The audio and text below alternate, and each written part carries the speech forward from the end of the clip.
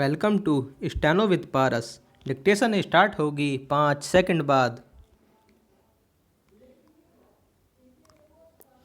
Start.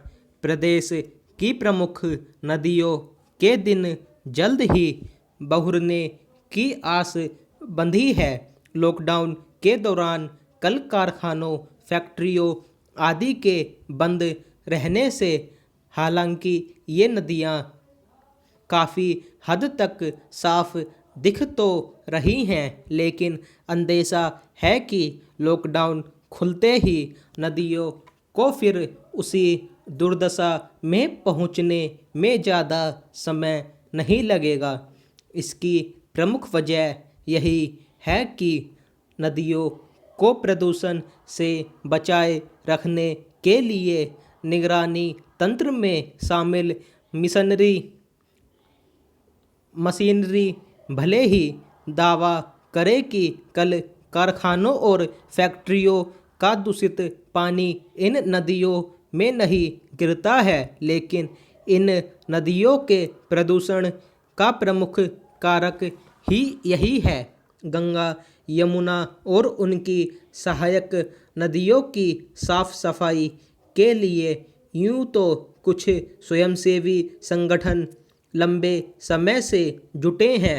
उनके प्रयासों और जन सहभागिता से कुछ नदियों को जीवनदान भी मिला है, लेकिन अभी भी इस पर बड़े पैमाने पर काम करने की महती आवश्यकता है।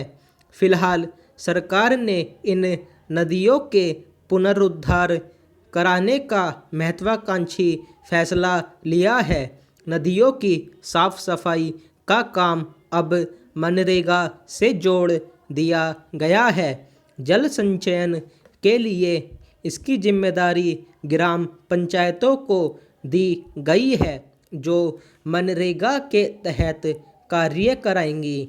सरकार के इस फैसले की जितनी भी सराहना की जाए वह कम ही होगी। वस्तुतः इससे दो उद्देश्य एक साथ पूरा होंगे। एक तो यह कि लॉकडाउन के बाद शहरों से गांवों में लौटे मजदूरों को घर पर रहकर ही रोजगार मिल सकेगा। दूसरे यह कि इससे नदियों की साफ सफाई का काम बेहतर ढंग हो सकेगा। उम्मीद है कि अब न केवल नदियों का प्रवाह अच्छा होगा, बल्कि इनके जल धारण की क्षमता भी बढ़ेगी। आज इसकी विशेष ज़रूरत है, क्योंकि कोरोना महामारी का संकट इतनी जल्दी दूर होने वाला नहीं है। इसलिए ज़रूरी है कि न केवल शहरों की भीड़ भाड़ कम करने का प्रयास किया जाए, बल्कि मजदूरों के लिए जीवन यापन का प्रबंध उनके घर के आसपास ही हो।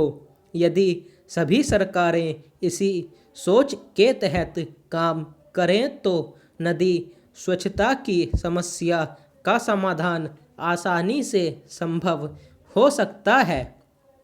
इससे लोगों को रोजगार उपलब्ध कराते हुए कोरोना की महामारी से निपटने में भी सहायता मिलेगी। स्टॉप।